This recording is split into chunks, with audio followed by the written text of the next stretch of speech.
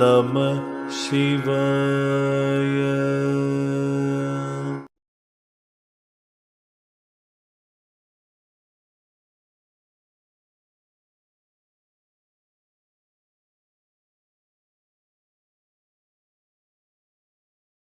അപ്പോൾ സാർ പറഞ്ഞു നിർത്തിയത് മകന്റെ കേസ് തൊട്ടാണ് പറഞ്ഞോട്ടെ. ഓക്കെ, ആയോ? സ്റ്റാർട്ടാവാം. പെണ്ണുങ്ങല്ലേ? എൻ്റെ മകൻ ജനിച്ച് കുറച്ച് ഒരു വയസ്സോടെ ആയിട്ടുള്ളൂ. ആ സമയത്ത് ഇതേപോലെ എന്താ പറയുക, രാത്രി കിടന്ന് ഭയങ്കര കരച്ചിലെന്ന് പറഞ്ഞാൽ നിർത്താത്ത കരച്ചിൽ. എന്നാൽ ഇവനെ ഒരു അസുഖവും ഒന്നുമില്ല. ഞങ്ങൾ 2-3 പ്രാവശ്യം ഞങ്ങൾ രാത്രി ഡോക്ടറെ അടുത്ത് കൊണ്ടുപോയിട്ടുണ്ട്. ചെവി വേദനയാണോ തൊണ്ടവേദന അത് നമുക്കറിയില്ലല്ലോ, കൊണ്ടുപോയിട്ടുണ്ട്. But nothing was that. അപ്പോൾ വല്ലാതെ ഇതുപോലെ കരച്ചിലാകുമ്പോൾ അമ്മയുടെ അനിയത്തി വിളിച്ചിട്ട് പറയും, കൊണ്ടുപോയി ഒരു ഇങ്ങേർക്ക് ഒരു ഇത് കൊടുക്ക്, പാൽപ്പായസം വയ്ക്കണം. ബ്രഹ്മരക്ഷസിന് അതാണ് മെയിൻ. അപ്പോൾ അതൊരു അമ്പലത്തിൽ ചെയ്യും, അതൊന്ന് കൊണ്ടുപോയി ചെയ്യുമെന്ന് പറയും. യു വോണ്ട് ബിലീവ്, അത് ചെയ്ത് അവർ തിരിച്ചു വരുന്നുണ്ടെങ്കിൽ ഈ കൊച്ചിന് യാതൊരു പ്രശ്നമില്ല, ചിരിയും കളിയും ഭയങ്കര ബഹളമാണ്. അന്ന് രാത്രി മുതൽ പ്രശ്നങ്ങളില്ല. മനസ്സിലായോ? അപ്പോൾ ഈ ബ്രഹ്മരക്ഷസ് എന്ന് പറയുന്നത് സാധാരണ നിലയ്ക്ക് അങ്ങനെ ഒരു സംഭവം ഇല്ല എന്നാണ് പുരാണങ്ങൾ പറയുന്നത്. ബ്രഹ്മരക്ഷസ് എന്ന് പറഞ്ഞിട്ട് സാധാരണ നമ്മുടെ ഒരു പുരാണത്തിൽ നോക്കിയാൽ കാണില്ല. പ്രതിഷ്ഠ ചില അമ്പലങ്ങളിലുണ്ട്, പക്ഷേ ഇപ്പോൾ തൃശ്ശൂർ വന്നു കഴിഞ്ഞാൽ പറഞ്ഞൊക്കെ അവർ പ്രതിഷ്ഠ വെച്ചിട്ടുണ്ട്. പക്ഷെ അവിടെ നിന്ന് ആരും അങ്ങനെ പോക്കോ തൊഴിലോ ഒന്നുമില്ല. പക്ഷെ വൺസ് ഇൻ എ ഇയർ നിങ്ങളുടെ വീട്ടിൽ കുട്ടികളുണ്ടെങ്കിൽ ചെയ്തില്ലെങ്കിൽ നിങ്ങൾ വിവരം അറിയും. അത് എൻ്റെ വീട്ടിൽ മാത്രമല്ല, പല വീടുകളിലും ഞാൻ കണ്ടിട്ടുണ്ട്. രാത്രിയാകുമ്പോൾ കുട്ടി ഭയങ്കര കരച്ചിൽ. നിങ്ങൾ പിറ്റേ ദിവസം അവിടെ കൊണ്ടുപോയിട്ട് ഈ ഇത് കൊടുത്തു കഴിഞ്ഞാൽ, ഒരു പാൽപ്പായസത്തിന് കൊടുത്തു കഴിഞ്ഞാൽ കുട്ടിയുടെ കരച്ചിൽ അന്ന് രാത്രി തൊട്ട് പ്രശ്നം ഉണ്ടാവില്ല. ഇതിനൊന്നും നമുക്കൊരു എക്സ്പ്ലനേഷൻ ഇല്ല സാർ. ഈ ചങ്ങലകൽക്കും പോലെ തന്നെയാണ് ഇതും. നാട്ടിലൊക്കെ ഈ ഭസ്മം ഇടുക എന്ന് പറയാം, പെട്ടെന്ന് ഈ നിർത്താതെ കരയുമ്പോഴേ കൊണ്ടുപോയി ഭസ്മം ഇടിപ്പിക്കും. ഇവിടെ ഇതാണ് ചെയ്യുന്നത്. ഞങ്ങളവിടെ പാൽപ്പായസം കൊടുക്കും. അത് കൊടുത്തു കഴിഞ്ഞാൽ ആ കുട്ടിയുടെ കരച്ചിൽ നിന്ന് വന്നോട്ട്. പിന്നെ ഒരു വർഷത്തേക്ക് പ്രശ്നമില്ല, എല്ലാ വർഷവും ചെയ്യേണ്ടതാണെന്നാണ് പറയുന്നത്. അത് ചെയ്തില്ലെങ്കിൽ വീട്ടിലുള്ള കുട്ടികൾ ഇതുപോലെയാവും. 1-2 വയസ്സുള്ള കുട്ടികൾക്കാണ് ഇത് കൂടുതൽ അഫക്റ്റ് ചെയ്യുന്നത്. മറ്റുള്ളവർക്കൊന്നും ഇത്തിരി പ്രായമുള്ള കുട്ടികൾക്കൊന്നും ഇത് വരുന്നില്ല. അപ്പം ഞാൻ കണ്ടിട്ടുണ്ട് 2 വയസ്സ് വരും എൻ്റെ മോൻ ആ പ്രശ്നം വന്നിട്ടുണ്ട് വീട്ടിൽ, തറവാട്ടിൽ. മനസ്സിലായോ? അപ്പോൾ ഇത് ചെയ്ത് കഴിയുമ്പോൾ മാറുന്നുണ്ട്. ഇതിനൊന്നും ഒരു എക്സ്പ്ലനേഷൻ തരാനൊന്നും എനിക്കറിയില്ല. ഞാൻ ഈ ബ്രഹ്മരക്ഷസിനെ തപ്പി നടന്നിട്ടുണ്ട്, കണ്ടിട്ടില്ല. രാത്രി ഞാൻ പറഞ്ഞില്ലേ, ചങ്ങലകലക്കും കേട്ട് ഞാൻ പല പ്രാവശ്യം ഞാൻ പുറത്തിറങ്ങി നോക്കിയിട്ടുണ്ട്, പക്ഷെ ഒന്നും ഞാൻ കണ്ടിട്ടില്ല. കോണ്ടക്ച്വലി പറയുന്നതാണ്, ചില സ്ഥലങ്ങളിൽ അങ്ങനെ വിശ്വാസമുണ്ട്. കാരണം ഈ ബ്രഹ്മരക്ഷസ് അതിൻ്റെ ഒരു കാരേജ് ആയിട്ട് പലപ്പോഴും ഈ പൂച്ചകളെ ഒരു ഇതായിട്ട് ഉപയോഗിക്കാറുണ്ടെന്ന് പറഞ്ഞു കേട്ടിട്ടുണ്ട്. ഞാൻ കണ്ടിട്ടില്ല ഇതുവരെ പൂച്ചകളൊന്നും. നമ്മുടെ ഈ ഇറക്കി അതിനകത്ത് അങ്ങനെ എക്സ്പീരിയൻസ് വരുന്നുണ്ട്. കാരണം ഈ രക്ഷസ് ബാധയാണെങ്കിൽ ഓറ നമുക്ക് ഇങ്ങനെ എത്ര നോക്കിയാലും ഇങ്ങനെ വലുതായിക്കൊണ്ടിരിക്കും ഭയങ്കരമായിട്ട്. കാരണം അത് നോർമലി വളരെ പോസിറ്റീവ് വൈബുള്ള ഒരാളിനാണ് ഇത്രയും വലിയ ഓറ വരുന്നത്, നമുക്ക് പിടിച്ചാൽ കിട്ടാത്തത്. പക്ഷെ ഇത് നമ്മൾ പിടിക്കുന്ന സ്ഥലത്ത് തന്നെ കൈ ഇങ്ങനെ വരച്ചുകൊണ്ട് പോകും. അതായത് ഈ നീര് വന്ന് വീർക്കുന്നു. അപ്പൊ നമുക്ക് അതൊരു ഹിന്റാണ്. ഈ പലരും ചെയ്യുന്ന ആൾക്കാരുണ്ടെങ്കിൽ സൈക്കിക് ഹീലിംഗ് ഞാൻ നടത്തുമ്പോൾ ഞാൻ കണ്ടിട്ടുണ്ട്, ഓറയിൽ വീക്കാണെന്നുണ്ടെങ്കിൽ അവിടെ നമുക്ക് ശരിക്കും ഹോൾസ് നമ്മൾ കാണും.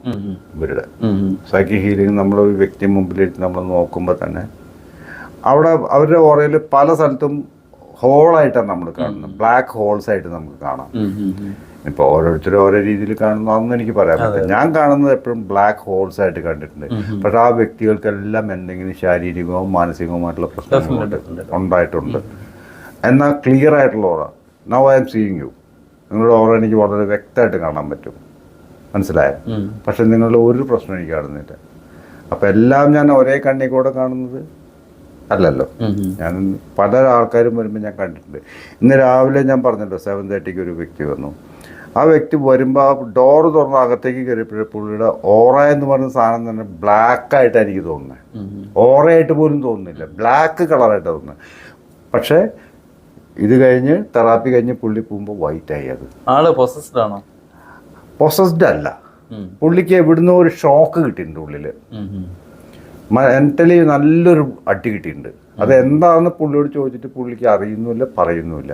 പിന്നെ ഇന്ന് രാവിലെ ഈ 7:30 കാരണം അത് മൊത്തം കൊണ്ടുപോകാനുള്ളൊരു മാനസികാവസ്ഥ എനിക്കും ഉണ്ടായില്ല. ഞാൻ അതുകൊണ്ട് അത്രയ്ക്കൊന്നും കൊണ്ടുപോകും.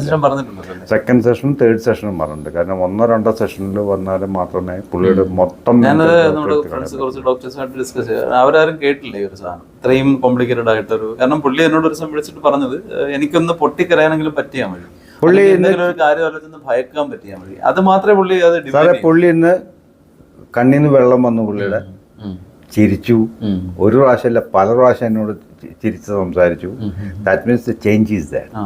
മനസ്സിലായോ? By the grace of God. ഇതൊന്നും എൻ്റെ കഴിവായിട്ട് ഞാൻ പറയുന്നില്ല, ഞാൻ എവിടെയും പറഞ്ഞിട്ടില്ല, പറയാറുമില്ല. ഇതെല്ലാം മേലെ ഇരിക്കുന്ന ആളുടെ ഒരു അനുഗ്രഹം. പുള്ളിക്ക് അറ്റ്ലീസ്റ്റ് ഒന്ന് ചിരിക്കാൻ പറ്റിയല്ലോ എന്ന് വെച്ചിട്ടുണ്ടെങ്കിൽ ഇമോഷൻസ് ആർ സ്റ്റാർട്ട്. മനസ്സിലായി? ഇതുവരെ ഇമോഷൻസ് ഇല്ല എന്ന് പറഞ്ഞിട്ട് വന്ന വ്യക്തിക്ക് ചിരിക്കാനും കണ്ണീന്ന് വെള്ളം വരാനും സാധിച്ചു എന്നുണ്ടെങ്കിൽ ഇമോഷൻസ്. നമ്മൾ ഈ പറഞ്ഞ ഈ ബാധകളുടെ കാര്യം പറയുമ്പോഴത്തേക്ക് അത് സാധാരണയായിട്ട് പറഞ്ഞു വരുന്ന ഒരു കാര്യമാണ് ഈ കുട്ടികളുടെ മനസ്സെന്ന് പറയുന്നത്, അല്ലെങ്കിൽ കുട്ടികളുടെ ഒരു സംഗതിയെ കുറിച്ച് നമ്മൾ പറയുന്നത്. ഇപ്പം വേർഡ്സ്വർത്തിന്റെ കവിതയിൽ child is A father of മാൻ എന്ന് പറഞ്ഞാൽ അത്രയേറെ ഡിവൈനിറ്റി കൂടുതൽ ഉള്ളത് കുട്ടികൾക്കാണ് എന്നുള്ളത് പറയുന്നു. പക്ഷേ ഈ ചെറിയ കുട്ടികൾ വളരെ ചെറിയ, അതിപ്പോഴും അതിന്റെ ഡിസ്പ്യൂട്ടുകൾ നടക്കുന്നുണ്ട്. വളരെ ചെറിയ കുട്ടികൾ സ്വപ്നം കാണുന്നുണ്ടല്ലോ എന്നുള്ളത് ഇപ്പോഴും ഒരു ചിന്തയാണ്. അപ്പോൾ REM വെച്ചാണ് സാധാരണ ഇത് കണ്ടുപിടിക്കുന്നത്.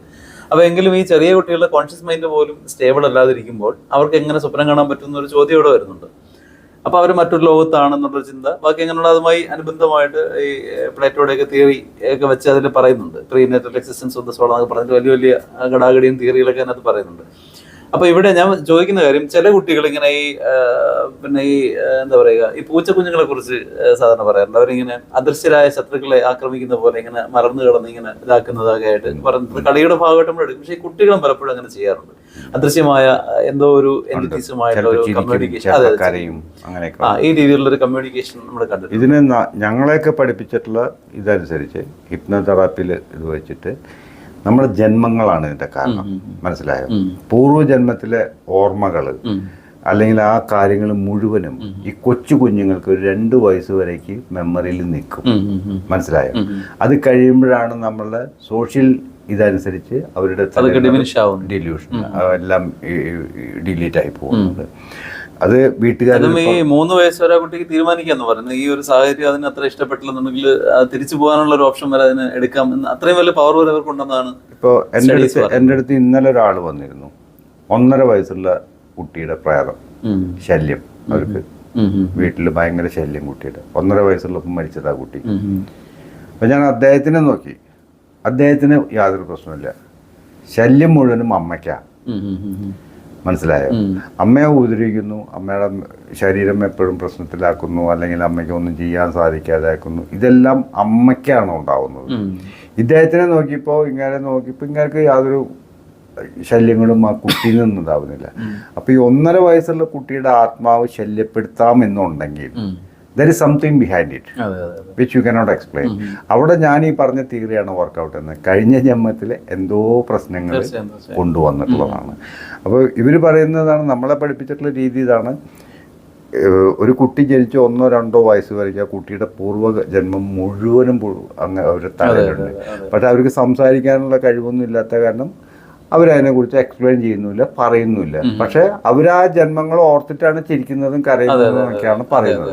അത് കുറച്ചുകൂടെ ഈ ഓർമ്മ തെളിഞ്ഞു വരുന്ന കുട്ടികളത് പറയുന്നുണ്ട്, അമ്മ അല്ല എന്ന് പറയുന്നുണ്ട്. അപ്പം നിങ്ങൾ എൻ്റെ അമ്മയല്ല എന്ന് പറഞ്ഞ് ഭയങ്കര ദേഷ്യം കാണിക്കുന്നതായിട്ടൊക്കെയുള്ള സ്റ്റഡീസ് ബുക്സ് ഉണ്ട്. ഇപ്പോൾ 7 വയസ്സ് വരെയുള്ള ഒരു കുട്ടിയെ ഞാൻ കണ്ടിട്ടുണ്ട്. 7 വയസ്സായിട്ടുണ്ട് ആ കുട്ടിക്ക്. ഇതെന്റെ ആരും അല്ല എന്ന് പറയുന്നത്. മനസ്സിലായോ? 7 വയസ്സുള്ള ആ കുട്ടിക്ക്. ആ കുട്ടി പറയുന്നത് ഞാൻ കേട്ടിട്ടുണ്ട്.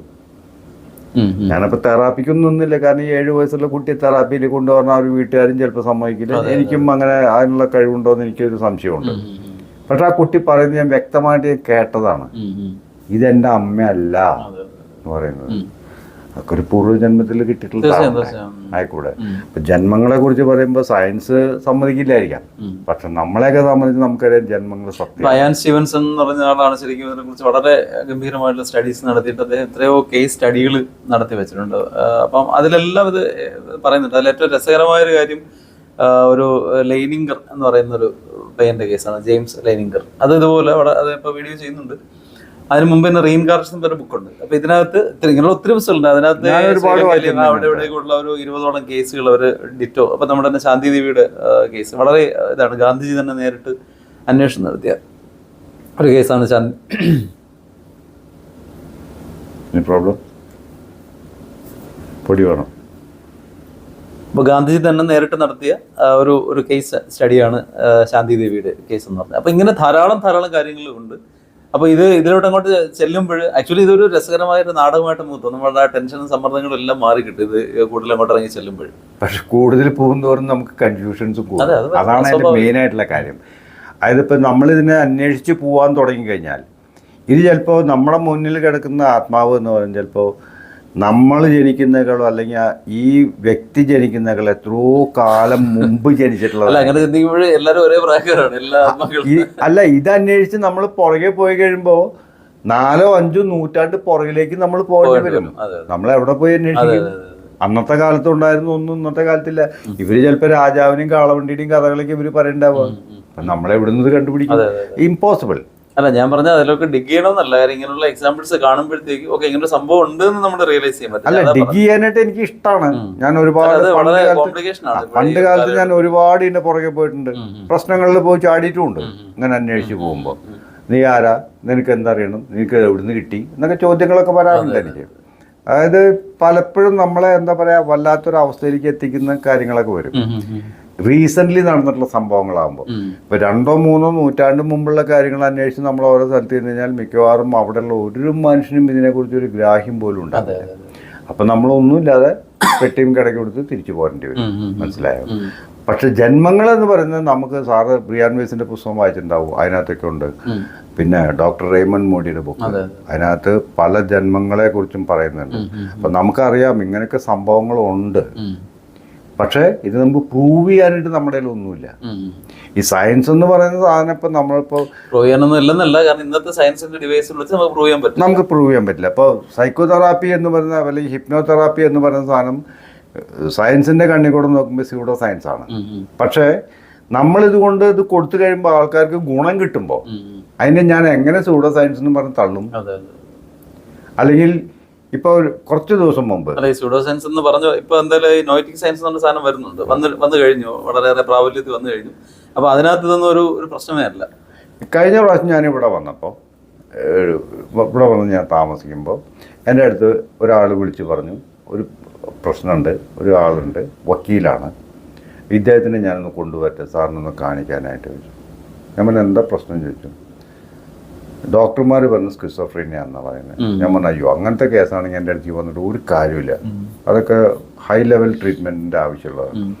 അങ്ങനെയല്ല സാർ, ഞങ്ങൾക്ക് അവിടെ പോകാൻ താല്പര്യമില്ല, ഒരു സൈക്കാട്രിസ്റ്റിൻ്റെ അടുത്ത് കൊണ്ടുപോകാൻ പോലും താല്പര്യമില്ല. കാരണം അവർ കൊടുക്കുന്ന ഗുളികകൾ ഇയാളുടെ ഉള്ള ബുദ്ധിയും കൂടെ കളയും. അതുകൊണ്ട് അല്ല, അത് സത്യമാണെങ്കിൽ നമുക്ക് ആക്സെപ്റ്റ് ചെയ്യാൻ പറ്റില്ല. കാരണം നമുക്ക് പറ്റില്ല എന്ന് പറയാൻ പറ്റില്ല. അതുകൊണ്ട് സാറൊന്ന് നോക്കൂ, ഒന്ന് ശ്രമിച്ചു നോക്കൂ, എങ്ങനെയെങ്കിലും ഒന്ന് മാറ്റിയെടുക്കാൻ പറ്റുമോ നോക്കൂ. അങ്ങനെ കൊണ്ടുവന്നു. അവിടെ കൊണ്ടുവന്ന് ഞാൻ നോക്കി, ഇയാൾ ഏലിയൻസിൻ്റെ ശബ്ദമൊക്കെ അദ്ദേഹം കേൾക്കുന്നത്. ലോകത്തുള്ള എല്ലാവരും ഇദ്ദേഹത്തിനെ വാച്ച് ചെയ്തുകൊണ്ടിരിക്കുക എന്നാണ് ഇങ്ങനെ ഒരു കോർട്ടിൽ വെച്ച് ഞാനൊരു പ്രശ്നം ഉണ്ടാക്കി. ഒരാളെൻ്റെ നേരത്തെ തോക്കെടുത്തു വക്കീൽ, ആ തോക്കിനെ ഞാൻ തട്ടിത്തെറിപ്പിച്ചു. അങ്ങനെയൊക്കെയുള്ള ഇമാജിനേറ്റീവ് കഥകളാണ്. നാട്ടിൽ തന്നെ ഉള്ളൊരു ചെറുപ്പക്കാരൻ ഹാർഡ്ലി ഒരു 27-28 ഏജേ വരുള്ളൂ, നന്നായിട്ട് വായിക്കും. പക്ഷെ പുള്ളി വീട്ടിൽ വരുമ്പോഴൊക്കെ ഞാൻ ശ്രദ്ധിക്കാറുണ്ട്, പുള്ളിയുടെ കണ്ണുകൾ ഇങ്ങനെ ഒരു പർട്ടിക്കുലർ രീതിയിൽ ഇങ്ങനെ ഒരു സ്ട്രൈറ്റ് ലൈനിൽ ഇങ്ങനെ മൂവ് ചെയ്യും. ഇവിടെ എനിക്ക് മനസ്സിലായി അത് സ്കിസോഫ്രീനിയുടെ ഒരു സൈനാണത്. തമാശ എന്നല്ല, പുള്ളിയുടെ ഫാദറും ആക്ച്വലി ഇങ്ങനെ ഒരു സെയിം ഏതാണ്ട് സിമിലർ ആയ സിറ്റുവേഷൻ. പക്ഷെ ഈ ഇദ്ദേഹത്തിന്റെ ഒരു പ്രോബ്ലം എന്ന് വെച്ചാൽ ചിലപ്പോൾ അല്ല, അതിനാണ് ഞാൻ നേരത്തെ തുടക്കത്തിൽ ഇട്ട കാര്യം അതാണ്. കാരണം നമ്മുടെ നിൽക്കാത്ത അൺസീൻ ആയിട്ടുള്ള ഒരുപാട് ഫാക്ടേഴ്സ് ഉണ്ടെന്ന് പറഞ്ഞതിന് കാരണമാണ്. അപ്പോൾ ചില സ്ഥലങ്ങളിൽ ഈ ടെമ്പിൾസുമായിട്ട് റിലേറ്റ് ചെയ്ത് വരാം. കാരണം അവിടുത്തെ ഡേറ്റി അതിന്റെ വർഷിപ്പ് പ്രോപ്പർ അല്ല എങ്കിൽ അങ്ങനെയുള്ള കേസുകൾ വരാം. അപ്പൊ അവിടെ ഇവർക്ക് മാത്രം ഇങ്ങനെ വരും എന്ന് ചോദിച്ചു കഴിഞ്ഞാൽ അവരവിടെ ചോസൺ പേഴ്സൺ ആണ്. അപ്പൊ നമുക്ക് ഈ അതിനകത്തൊന്നും ചെയ്യാൻ പറ്റില്ല. അപ്പൊ ഈ ആള് വന്നിട്ട് എന്നോട് ഇപ്പം നോർമലി സംസാരിക്കുന്നത് വളരെ ഹൈ ലെവൽ ടോക്കാണ് പുള്ളി സംസാരിക്കുന്നത്. അത്രയും നല്ല ഒരു ഇതാണ് ഇന്റർവ്യൂ. അപ്പൊ കുറെ നാൾ വരാതിരുന്നിട്ട് പിന്നെ ഒരു ദിവസം വന്നിട്ട് എന്നോട് പറഞ്ഞത് കുറച്ച് കഥകളുണ്ട്. അപ്പൊ അതെന്ന് വെച്ചാൽ ഒരു 25% ഞാൻ ആദ്യം കേൾക്കുമ്പോൾ ആക്ച്വലി ആൾ സംസാരിക്കുന്ന രീതിയിൽ കേട്ടുകൊണ്ട്, പക്ഷെ കുറച്ച് കഴിയുമ്പോഴേ എനിക്ക് മനസ്സിലാകുന്നത്. കാരണം ഇതിനകത്തൊരു ലോജിക്കൽ കൊഹറൻസ് ഇല്ല. പുള്ളി എന്നോട് പറഞ്ഞത് പുള്ളിയെ കുറെ ആൾക്കാർ ഈ പറഞ്ഞ വാക്കിന്ന് വാച്ച് ചെയ്യുന്നത് മാത്രമല്ല, ആ ആള് ഇദ്ദേഹത്തിന് മെയിൽ ത്രൂ ഇത് അയച്ചു. ഈ പറഞ്ഞു വന്ന ആരെന്ന് വെച്ച് കഴിഞ്ഞാല് ഈ ജനൻ ടി വിയിലൊക്കെ ഉള്ള വളരെ പ്രമുഖനായ ഒരാളാണ്. അനിൽ നമ്പ്യാരാണ്. അല്ലല്ല അതൊന്നുമില്ല. അദ്ദേഹം വളരെ ഹൈ സ്റ്റാൻഡേർഡിൽ നിൽക്കുന്ന നല്ല ഏജ് ആയിട്ടുള്ള ഒരാളാണ്. അദ്ദേഹം നല്ല രീതിയിൽ ഹിന്ദുത്വം പറയുന്ന ഒരാളാണ്. അപ്പൊ ഞാൻ അത് പേര് പറയാത്ത. അപ്പൊ അദ്ദേഹത്തിന്റെ ഇതുകൊണ്ട് ഇത് ചെയ്യും. പിന്നെ പറയുന്നത് വെച്ച് കഴിഞ്ഞാല് പുള്ളിയുടെ ഒരു ഫ്രണ്ട് ഉണ്ടായിരുന്നു. ആ ഫ്രണ്ട് ഇടയ്ക്ക് ഇങ്ങനെ ബസ്സിൽ പുള്ളിയുടെ മുമ്പ് കൂടെ പോയി. പക്ഷെ പുള്ളിക്ക് വീട്ടു തടങ്കലിലാണ്. പുള്ളിയുടെ കണ്ണുകളിൽ ഇങ്ങനെ ചോര കളറിലിരിക്കുന്നു. ഈ ആളിനെ രക്ഷിക്കാൻ വേണ്ടി പുള്ളി ഈ പറഞ്ഞ പർട്ടിക്കുലർ പ്ലേസിന്റെ അടുത്ത് പോയിട്ട് ഒരു കഫറ്റേറിയയിൽ പോയിട്ട്, കഫറ്റേറിയയിൽ ആക്ച്വലി അത് ഈ എന്താ പറയുക, നമ്മുടെ ഈ ഇതുണ്ടല്ലോ മറ്റേ തൂക്കിയിട്ട് തിന്നുന്ന ഒരു സാധനം ഉണ്ടല്ലോ, ഷവർമ ഷോപ്പിൽ പോയിട്ട് ഇയാൾ അവിടെ ജോലിക്ക് വരെ കയറി. ഇതിനു വേണ്ടിയാണ് മറ്റേ ആളിനെ രക്ഷിക്കാൻ. അപ്പൊ ഈ പറഞ്ഞ ആ ഒരു ലെവൽ മീൻസ് ഈ പറഞ്ഞു വരുന്ന ഇതിന്റെ ആ ഒരു കോഡിങ്ങും അതുപോലെ തന്നെ ഇതിന്റെ ലിങ്കിങ് എന്ന് വെച്ചാൽ നമുക്ക് ഒരിക്കലും മനസ്സിലാക്കാൻ പറ്റില്ല. ഇത് അതാണ്, മനസ്സിലായോ? അവരെന്താണ് ചിന്തിക്കുന്നതെന്നോ അവർ കാണുന്നത് എന്താണെന്നോ അവർ കേൾക്കുന്നത് എന്താണെന്നോ nobody can realise that. കാരണം അവരുടെ അസുഖം അതാണ്. ഇവരില്ലാത്ത ശബ്ദങ്ങൾ കേൾക്കും, നമ്മളൊന്നും ഒരിക്കലും കാണാത്ത കാര്യങ്ങൾ കാണും, അദൃശ്യ അതിന്റെ പുറകെ പോവും. 100%. അവര് ഇപ്പൊ ഇദ്ദേഹം വന്ന് ഈ വക്കീൽ എന്റെ അടുത്ത് വന്ന് പറഞ്ഞത് ഈസ് പെർഫെക്റ്റ്ലി ഓൾറൈറ്റ്. മനസ്സിലായോ? എനിക്കൊരു പ്രശ്നങ്ങളില്ല. പക്ഷെ ഈ സൗണ്ട് എനിക്കൊന്ന് നിർത്തി തരണം. ഈ ഏലിയൻസിന്റെ അല്ലെങ്കിൽ ലോകം മുഴുവനോട് സംസാരിക്കുന്ന ഇങ്ങനെ ഫോളോ ചെയ്യുന്നതിന്റെ ഇതൊന്നും നിർത്തി തരണം. I could do that. ഭാഗ്യത്തിന് എനിക്ക് ആ സംസാരം കട്ട് ചെയ്ത് കൊടുക്കാൻ പറ്റി. പിന്നെ അവർ ഇപ്രാവശ്യം വന്നിട്ടില്ല, അല്ലെങ്കിൽ അടുത്ത പ്രാവശ്യം വരായിരിക്കും.